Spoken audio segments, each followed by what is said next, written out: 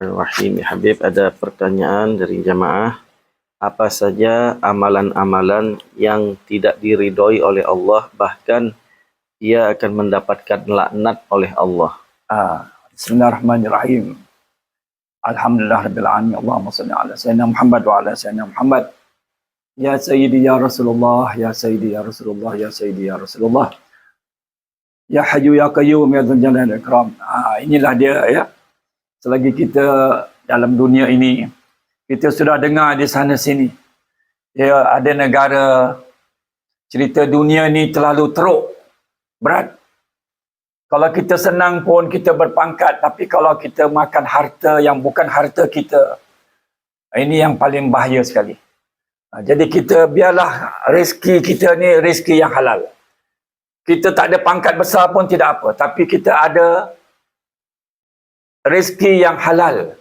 Kita bekerja dapat 1,000 pun jadi, dapat 2,000 pun jadi, dapat 3,000 pun jadi. Jangan kita menipu negara, jangan kita menipu duit-duit rakyat, jangan kita makan rasuah-rasuah.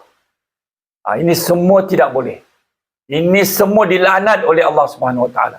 Kita tidak boleh makan yang bukan-bukan, yang telah ditetapkan begini-begini. Kita boleh makan yang halal. Kita tak boleh makan yang cara menipu. Tak boleh itu.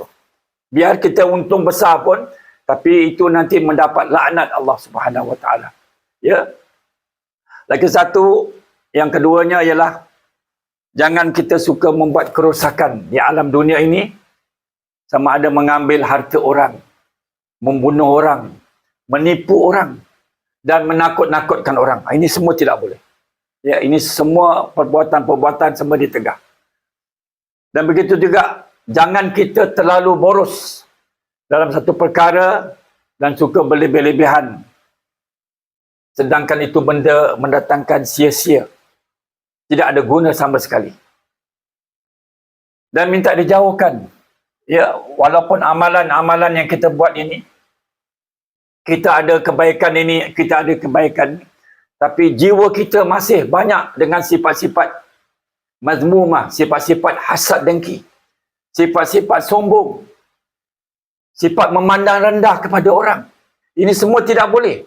Ini boleh merosakkan amal ibadah kita. Dan Allah Ta'ala tidak suka. Allah Ta'ala dalam Quran sudah bilang, aku la yuhibbu berapa banyak. Aku tak suka ini, aku tak suka. Kalau dibuat oleh hamba-hambanya. Banyak itu. Carilah ya perbuatan yang disukai oleh Allah Ta'ala.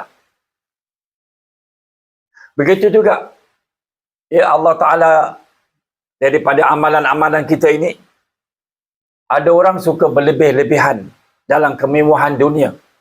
Seolah-olah dunia ini kepunyaan dia. Tak boleh. Ini banyak berlaku. Kita lihat orang-orang yang susah sana sini. Terbuka hati tak kita nak menolong atau kita nak mendengar. Ada orang tidak mau. Dia saja kemewahan. Dia mendapat kesenangan. Jadi amalan kita ni jadi rosak. Apa yang kita dah buat nanti jadi rosak. Dan lagi satu, ya, dalam ini kitab ini mengatakan, janganlah mudah selalu cakap-cakap tinggi, cakap-cakap kasar, yang boleh menyebabkan hati seorang itu menjadi luka. Itu kita nak try control ya, kita punya sifat ini. Kita nak kena jaga.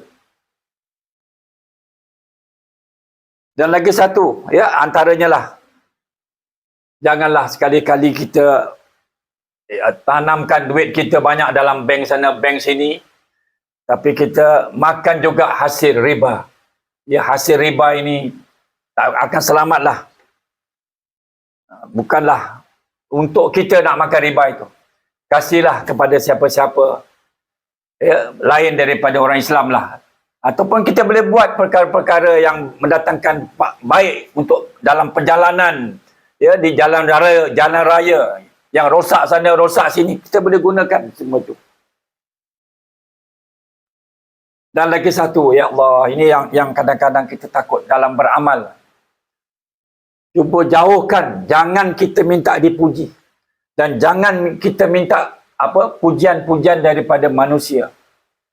Sampai kita sanggup melakukan dan mempunyai sifat riak. Kita buat ini bukan kerana Allah Ta'ala. Jadi itu semua amalan semua dilaknat oleh Allah Subhanahu Wa Ta'ala. Kita tak boleh buat. Dia nama kita, kalau kita orang yang berilmu, orang yang solid, gitu, orang yang solid, dia tak heran. Orang tak naikkan nama dia pun, orang tidak tinggikan nama dia, tapi dia Alhamdulillah, dia dalam jagaan Allah Subhanahu Wa Ta'ala. Asalkan niat dia betul, ya, nak mencari keridaan Allah Ta'ala. Dia tak heran orang puji, tak puji pun tidak apa. Dia tak heran. Itulah betul-betul orang-orang yang nak beriman dengan Allah Subhanahu Wa Ta'ala, dan dia mahu amalan dia itu diridai oleh Allah Ta'ala.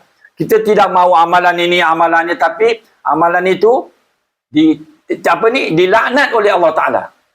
Ya, Allah Ta'ala tidak suka. Dan Allah Ta'ala lebih lagi tidak rida. Itu tak bagus. Dan yang penghabisan, yang paling bahaya ini, ya, supaya amalan kita ini selamat, yang kita dah buat ni semua, kita dah buat amal ibadah haji, ibadat umrah, macam-macam ibadat kita dah buat. Ibadat sedekah sana, sedekah sini, ya. Jangan sekali-kali kita memutuskan silaturahim, hubungan keluarga, hubungan adik-beradik, hubungan sahabat, hubungan dengan jiran-jiran, dan siapa juga. Janganlah kita ada qati'ur rahim, maknanya memutuskan hubungan sampai kita mati. Itu yang paling takut sekali. Ya, jadi kita sekarang amalkanlah selalu minta maaf, ya, kepada Allah Subhanahu Wa Ta'ala, dan kepada sesiapa yang kita pernah memusuhi, kita pernah melakukan perkara-perkara yang tidak baik kepada sahabat kita, kita menjatuhkan nama baik dia, kita menghina nama-nama dia, ya, sampai dia hidup dalam susah, dalam sedih. Itu ada baiknya lah, ya, bagi orang-orang yang sudah melakukan ini. Habib cakap terus terang lah, nanti amalan dia satu tak diterima oleh Allah Ta'ala, dan Allah Ta'ala tidak reda. Bahkan dia nanti mendapat azab yang sangat berat, terutama di mana? Dalam kubur. Apalagi hari akhirat. Hari akhirat lagi berat lagi. Itu yang kita takut.